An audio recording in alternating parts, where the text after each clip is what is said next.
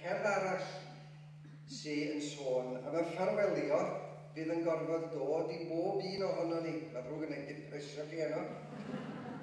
Ond y ffarwelio mawr fydd yn dod i bob un ohono ni yn y diwedd. Wel, mae T Llew wedi rhagweld y ffarwelio yn y gerdd yma. Cyn hir femdelir unau tan glor dieithrwch mawr, a bydd y tŷ yn distaw a'r llenni i gyd i lawr.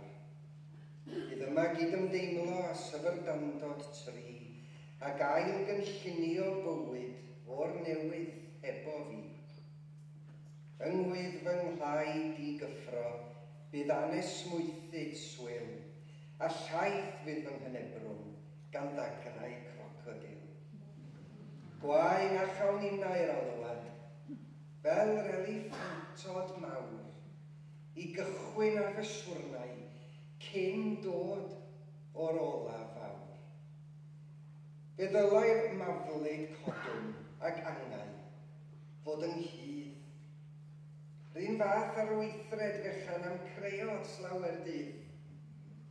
Pe cawn i'r alwad ddirgel, fe giliwn rhyw fi'n hwyr, lle nad oes neb i wylio fy narostyngiad llwyr.